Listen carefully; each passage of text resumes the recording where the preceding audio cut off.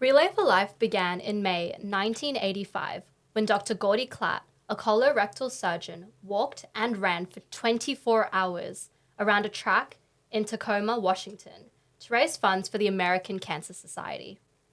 In 2001, the Hills held one of the first Relays for Life in Australia. This year, we celebrate 25 Relays in the Hills and close to $6 million raised for cancer research, providing community resources to support those suffering with cancer and their carers. We are fortunate to have two people with us today who can tell us the story of those early years at the Castle Hill Showground.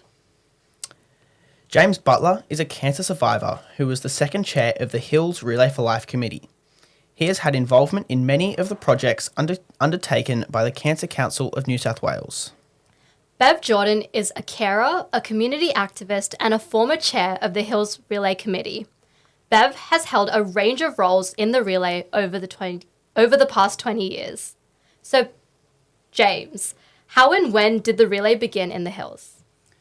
Thank you, Christy. Relay in the Hills started in 2001, and incidentally, which is the year after the Sydney Olympics. Mm-hmm. A lot of people don't know. So from that Sydney Olympics, we actually got a few people involved with our committee, with quite a bit of experience, as you can imagine. So that was the beginning of the of Relay in the Hills. Relay, of course, came to Australia shortly before that. So we were the second relay in New South Wales. Oh, wow. And there had been, I think, one in Melbourne before that. But so, and as it turned out, we were the biggest and the best. Yeah. So that was 2001, yeah. Yeah, wow. And were there any stumbling blocks that you faced in those early years? Oh, look, I've always considered stumbling blocks to be knocked over. So we certainly had certainly a few challenges along the way. We were new. It was new in the state, and it was new in the Hills in particular. So there were obviously challenges to get the right people, trying to get people involved. There were a few meetings around the area at the time when the Cancer Council had got involved, our Hills local council.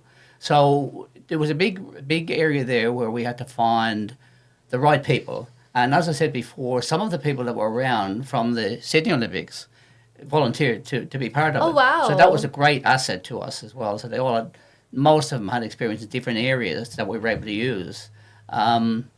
So yeah, there were certainly stumbling blocks or difficulties and challenges. We were also really lucky at the time. We had everybody who was involved was very keen to support the cancer cause and the like. But we were also very lucky to have a councillor at the time, Cathy Aird, to be our chair. And of course, that included her being on council and having the support of council to do it. She had to take that to them as well to a meeting. And that set us off on a good track, in a good place. Yeah. Yeah, awesome. And now, Bev, how does Relay connect with the community? Oh, I think if you go to a relay, you can see how it connects. We have so many high schools there. We have people from playgroups. We have people from different areas. We have service groups, service organisations, churches, family groups, and everybody connects. It's the most amazing event to see people of quite often 4 generations walking that track or talking. Yeah, it sounds like we have a lot of different community groups down there. And going a bit more into community involvement, tell us a bit more about your personal team. My personal team, Team Jordan. Team Jordan. Team Jordan was started by my husband in 2007. He'd been diagnosed with cancer the year before, and he wanted to be proactive about making a different story for other people. Absolutely. So it gave us, our friends and family, something tangible to do, to actually join the team. Because when you know somebody who's going through treatment and cancer, sometimes it's very hard to show them how you support them. And Relay is a very tangible way that a lot of teams do it, that people come and support the person or support the person who's doing the cancer journey or the person who's passed by saying, we're with you, and raising money for cancer research and support programs. So it's a different story for other people further down the track. Yeah, amazing.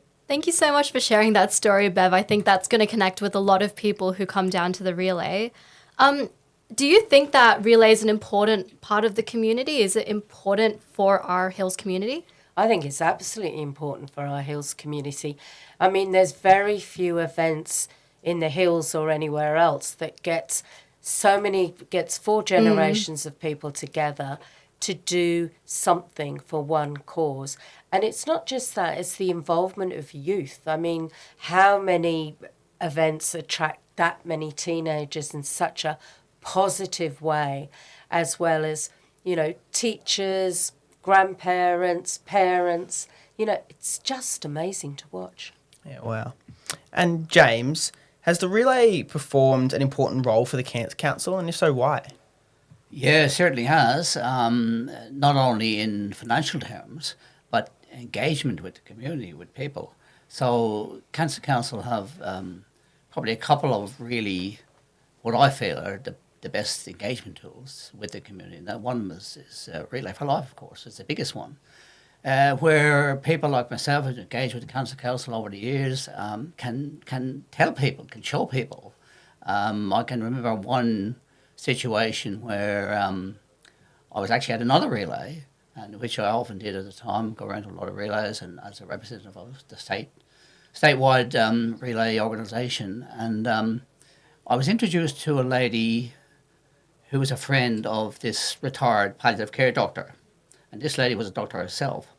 So I had a bit of a chat to her, as you do, and she, I was telling her about the Cancer Council, what they do, and the things she didn't know that they did. And she said to me that she had the Cancer Council in her will, and it gave some wills. Oh, wow. Yeah, so, yeah, that was really important. So, please, God. And so after that, after talking to her, she said, I'm now going to increase my gifts and wills. Yeah, wow. Wow, yeah. So it's just a story, Absolutely. how you can connect with the community as well. Yeah, that's amazing. Wow. Thank you for sharing that. That's really I can't say how much amazing. extra she put in. Of course, of course. I was keen to know, but she wasn't going to tell. Yeah. Wow, that's so interesting. Bev, one more question for you. How many people or teams come from the community to participate in the relay each year? Well, it's people in teams that come as well, but it's also the people who come with Alive 90.5. It's the people that come to do the entertainment. It's the people that come to do all the things associated around relay. I would say we sometimes have up to 100 teams. Oh, wow. And teams vary. I mean, the school teams are enormous. Yeah. Some teams are just 5 people, 5 family and friends, and other people are a lot more. I mean, our team Jordan has gone from 5 to 25 Oh, to wow. more. So it varies from year to year, but it also varies, varies. Sorry. Cut. No, absolutely. And yeah, that's amazing to go from 5 to 25. That's incredible. To both of you, what part of relay are you looking forward to this year? Well, because as you know, I'm not directly involved still, but I was there for 22 years. I would hope that it's growing as in the way that it always did. So each year, and I'm sure the committee, great committee again as always, will be looking forward to increasing the numbers, increasing the income, but also increasing the activity and the type of things that draw people to a thing like Relay for Life. And as you know, or as probably Bev would have said, most people are affected by cancer in some way or have been, whether it's the family or whether it's a sporting club or whether it's a school friend or the like. So there'll be all of those people there, but I presume the committee at the moment will be looking for all sorts of other ways of bringing people in. Oh, absolutely. And in this area, in this community, we've done so well over the years. And relays are all over the place. Not as many in Sydney as there used to be, but certainly in other areas like for example, the Hills we believe is the best. But another one that's really, really big is the Sutherland area. Yeah. And they're still growing quite strongly as well. Yeah. So I'd be looking at just the ongoing interaction with people at relay, and how again the committee the committee reacts in the way they've always done. I think. Yeah, absolutely. I think the things I look forward to, and I know many of the people I know look forward to, are the Cancer Survivors and Carers Walk. Yeah. There's a young guy, Joel, who was 18 months old when his mum, who was in the police team, first brought him to Relay. And then as he grew older, they came every year. And then he reached a point where he insisted that the whole family went to Relay. And everybody loves seeing Joel there because it's an affirmation that there is hope. And that's why I think Survivors and Carers is so powerful. And the other one is Candlelight. Hundreds of people just come for Candlelight because Candlelight is about remembering, but it's also celebrating people's lives. And it's also a pledge to, we're going to fight back against this, and we're all here as a community joined together to do that. And I think on that too, if I can add a bit to what Bev was saying, I remember one relay meeting a family. Just to give you an idea, the range of ages that come to relay, family, and they had there was a baby in a pram, pushed by parents, Yeah. and the siblings walking on the side, and behind them were the grandparents. That's true. So the whole range of families and people come to relay, and that's what makes it special. Well, thank you to both of you. It's been so excellent to hear from you today, and we look forward to seeing you down at Relay in the middle of May. We'll Is be there. that when it is? May the 16th. Thank you. Thanks, Bev. We'll be there. See you there, guys. Awesome. Take care.